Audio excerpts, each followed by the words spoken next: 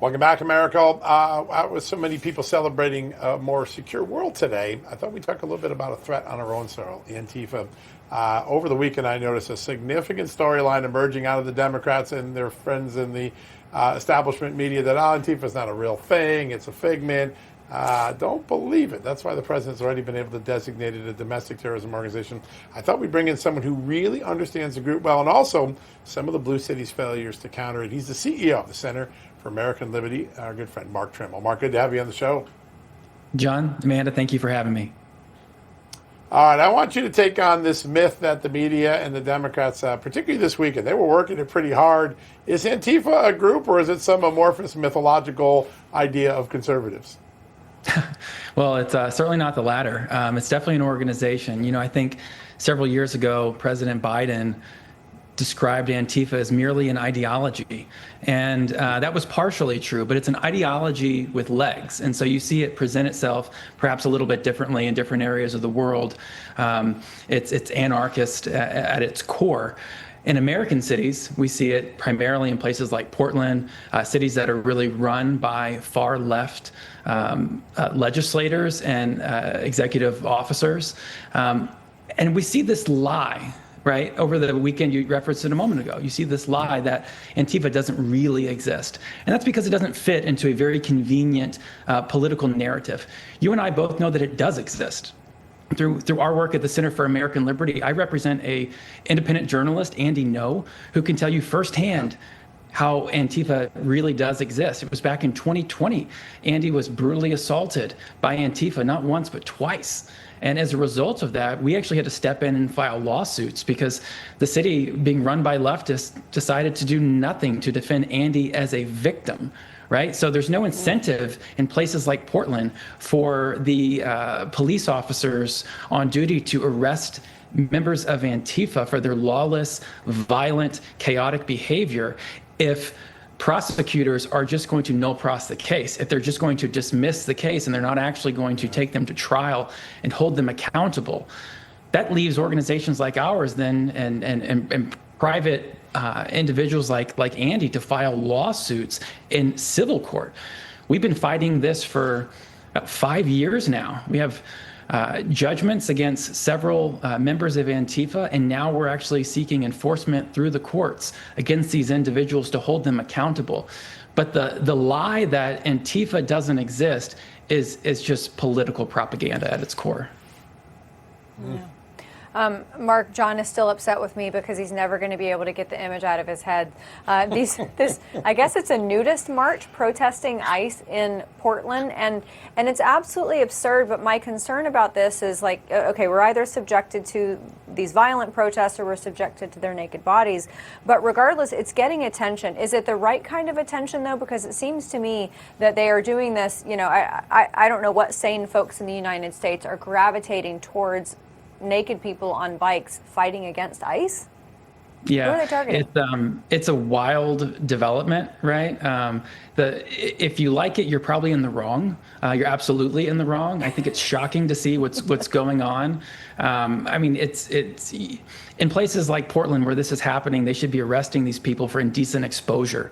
There are children on these sidewalks and parents that are taking their kids to these types of events and exposing them to this type of just horrific behavior. I mean, they should have their heads checked because it's absolutely abhorrent.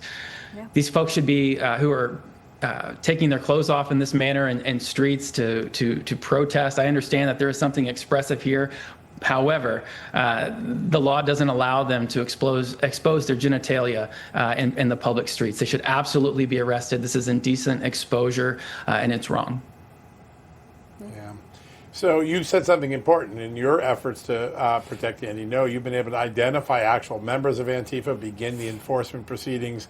President Trump now has made a domestic terrorism organization designation for Antifa, and he's hinted, and Seb Gorka came on the show and strongly hinted that that's going to be upgraded to an international terrorism organization designation. What does that do in the fight against Antifa? How can the Trump administration leverage that should they make that conclusion?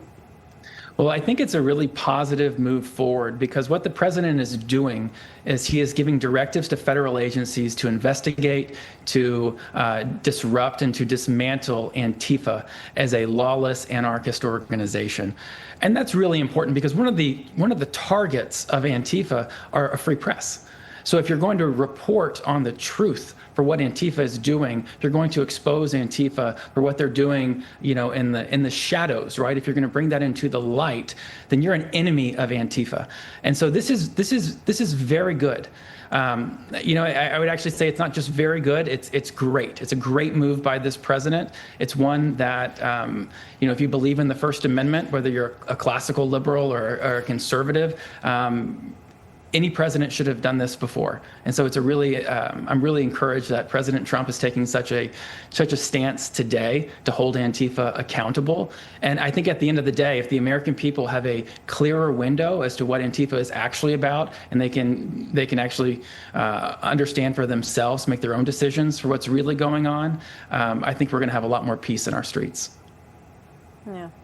Mark, there seems to be a fair amount of overlap between the Antifa crowd and the trans crowd. Are you finding that to be true, and why is that? Very much so. My client Andy calls this Tran-tifa.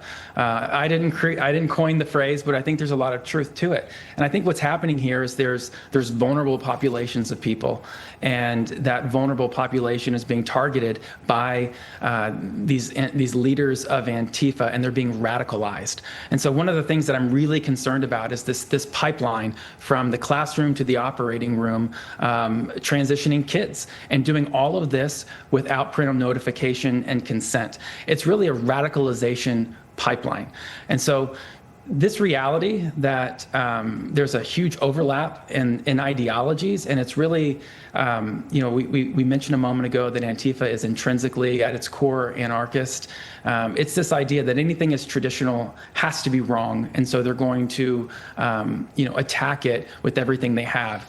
And the reality is they have a lot. Right? They have a lot of funding. There are nonprofits that are raising money for legal defense for members of Antifa. We file lawsuits against individual members of Antifa, and kind of the criticism when we filed those lawsuits was, these people are just part-time baristas living in their parents' basements. The reality is that there are nonprofits who are raising money to pay for their anarchist behavior. There's nonprofits that are paying for the lawyers to defend them, and then there's even lawyers who are being paid to dox journalists who are reporting perhaps under anonymity for what's really happening. And so it's a enormous problem, and this president is taking the right steps to correct it. Such an important moment to self-correct this before this ideology spreads any further among our young folks. Mark, what a great honor to have you on the show. Congrats on all the work your group is doing. We'll be sure to get you back on real soon. Thanks. Thanks so much. All right, folks, quick break around the corner. When we come back, Dr. Jonathan Greenberg's here. Yeah, if you're snoring and keeping your partner up in bed, we got a solution for you. You're going to want to see it next, but after these messages.